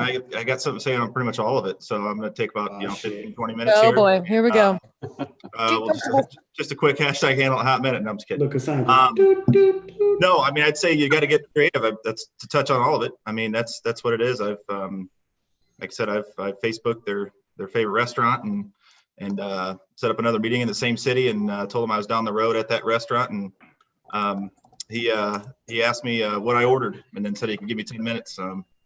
The one time I was trying to chase one down, and I mean, you just gotta get creative. I mean, I've gone on their website, like their main website, because I couldn't find the gatekeeper, and I just went under like their customer service at the bottom. You just type in a generic email. I told them, hey, I've got an emergency. I've got to get a hold of the logistics guy. I lost his email. I said, can you direct me? And they gave me all 3 logistics people's emails. And there's just, LinkedIn, my biggest thing is that the content's there on LinkedIn, the info's there, but it would be lazy to use all that info and then try to contact them on LinkedIn, because everybody, I mean, I get it all, I mean, constantly, software people all day long. I just ignore it. I like taking that info and then turning around and using a different form of communication to get into them. For those of you looking for ideas and what to do, TJ's been putting out a lot of good content, but Michael has been hitting it out of the park with LinkedIn, putting, the both of them have been putting out really good stuff if you're looking for ideas. Pat, what's your 10-second conclusion? I would just say leverage your relationships, focus on the long term if you can, be human, be empathetic to who you're talking to, trust in your own process, and be intentional and self-aware about who you are as a person and as a company. That's amazing. And who am I missing? Ron, what you got for 10 seconds for us? Yeah, I think the easy one is, if you're mad at me because I'm saying don't call me, then quite frankly, I'm probably not the person you want to talk to, just being completely blunt. I think, though, there's enough opportunities between shippers, carriers, and brokers to bridge the gap and come together and understand each other to actually drive the business forward, to drive the entire industry forward. And those are, quite frankly, the folks that I want to work with. And I think it's all these folks on this panel are great examples of that. They are. Chandler, my favorite Chandler. What you got for us, Chandler? Essentially is you got to find the vertical that you want to solicit and chase after. You don't, I go back in the time machine of when we started this business, and we were the Swiss Army knife of freight brokerages. So if you asked if we could ship it, the answer, I promise you, Ron, it was yes, we can do everything. We don't do that anymore. So now it's 80% no's and 20% yeses. And we only want to be one knife. So we don't want to be a Swiss Army knife. These are the things that we do a really good job of. And those things we can do them, but we're going to not be as good as some of our competitors could do for servicing that thing. But the other part of it is to figure out what is your mission and vision and values for the clients you're going to pursue, and then find the clients that line up with those and get rid of the ones that don't line up with those. And you can do that same thing with your vendors. So we actually push mission, vision, values as far as our vendors, our employees, and clients. And we want them to hold us to the same ones. And that's for your company there behind with the big sign. That's not a plug, right? Yes. Smart guy. Just confirm. I just want to confirm. We all know that you used to have a yacht back there. We've caught you. I wanted to have a real background today. So I actually went to the office because Texas has reopened some things today. So this is one of the rooms in our office. All right. Well, you're going to get smacked next time you come on here. No companies allowed. You've been called out. No we're people, not logos. People, Chandler. Chandler just wants his yacht back. Brandon Tatum, your name sounds very familiar, but you had the point about LinkedIn being the long game and part of your career. Right. I always believe that if you think that you're only posting on LinkedIn for your current job, that's only a job. Your career is sales, right? And you're trying to connect professionally with people and bring that company you work for, just like you said. You also have to show up differently and find your niche. Don't try to sell everyone. Great point. Ooh, good point. Yeah. Sharon, what you got for us, Sharon? What happened to Sharon? Oh, there she is. There she is. What you Hi, got, Sharon. Hey, I'm on 2 different things. I got kicked out a while ago. Well, while you collect yourself, we'll see what Amy Summers has to say. Okay. Amy, what you got for us? Amy Summers, we're gonna pop you up. Andrew Teal, what you got for us? I would just say that, from LinkedIn, not every post has to be a sales call. Not every post has to be solicitation. Be active, learn people. We've talked about it the last two, lives, is it's about relationship. And you don't build a relationship 100% around business speak, 100% around business. You have to have some sort of investment in that person and what they're doing. So, be active, get on LinkedIn, learn. It's the cheapest PhD or master's degree you will ever get in your industry when you hook up with really smart people. Very smart. I like that point. Antonia Young, we saw you earlier. Hello. We were waiting to see what you had to say, and then somehow it's probably me. I got kicked. I'm not gonna lie, that was probably me. I fiddle with the stuff, and I think Gov and Bud are like ready to smack me sometimes. So I apologize. What you got for us, Antonia? I had to shut off the other one because I had to log on someplace else to get on real quick, so I wasn't missing the rest of the conversation. Oh well, welcome to the party. Tell us in 10 seconds what you're thinking, just in general. Give us some advice. I'm spending a lot of time doing research, especially the last month. I've been switching from a company driver to my own authority, and so I'm spending all my time on freight waves and listening to you guys, listening to brokers, shippers, finding out what's working, what's not working, because I also want to, of course, develop relationships too, directly with shippers. But I find that getting in with a good budget, I got a good used truck, good used trailer, not overblowing myself, just getting started, that I can get in and get some good loads with people. I actually talk to a lot of shippers on site. And also I do flatbeds. So in neighboring yards, I talk to their dock managers and their guard people. Good stuff. I want to violate the back solicitation rules. So I don't solicit directly with the shippers I'm working with. If I like the way they're running their yard and the way they treat the drivers with respect, some places are terrific. Some places are horrible. Mm-hmm. They will stop into the office and You've ask. heard Ron talk about that, right? Ron talks about how he wants to improve, or he's tried to improve facilities, and kind of educated us all on attracting the best drivers. And that's a perfect example, Ron, isn't it? Of how she sounds like she knows her shit. And that's the way to do it. What you got, Sharon? Antonia, stick with us, by the way. Keep watching us. Keep participating. We want to see you grow, but we want you to grow with us too. You sound like you're just so sharp. And we'll help you any way we can. This is a really good group. There have been, right, Gov? There've been carriers who've gotten shipments and taken care of right here in this group. Ingrid caught a load off the group last week. She was in Illinois, and a buddy of ours, a citizen of Madtropolis, he hooked her up and got her a load, and she was able to carry on her way. Josh Andrew Tolley. I don't know how to say that. Sorry, Josh. Yeah, you have a good memory. He was awesome. Sharon, what you got for us? Yeah, I say if you have a niche that you work in, get to know it very well, become an expert in it, go to trade shows, become a speaker, become that person they go to. And the more you know about what you're doing, the more customers you're going to have. Get referrals, ask for the business. I can't tell you how many salespeople have worked for me that they have really good relationships, but they never asked for the business, so they didn't get it. So wow. Yeah. So that's my best advice for today. I love it. Good job, Sharon. Yeah, that's a great point, and it really works when you're just candid with them up front. Just, hey, can you just give me a shot? Just give me a shot at this here. Start small, whatever it is, because people come in, oh, I can do this, I do all this, I do all that. They hear it every day, but you get a good little relationship, and you're talking. Just say, hey, can you just give me a shot here? Just give me a lane to get in here. I know I got to prove myself. That's how it works, and that's what I want to do. Okay. Really love that. That's a great point, Sharon. Okay, you guys, I blew the hour. I blew about it. 45 minutes. I told you this was going to happen. By 45 minutes. You guys are awesome and amazing. Connect on LinkedIn. Follow these folks. These are thought leaders. Thank you for being part of Madtropolis. Thank you to the moderators, Gov and Jamin. And you guys, give us feedback. We all want to hear what you want to talk about next Friday. Thank you very, very much. Bye, Thanks for guys. having me.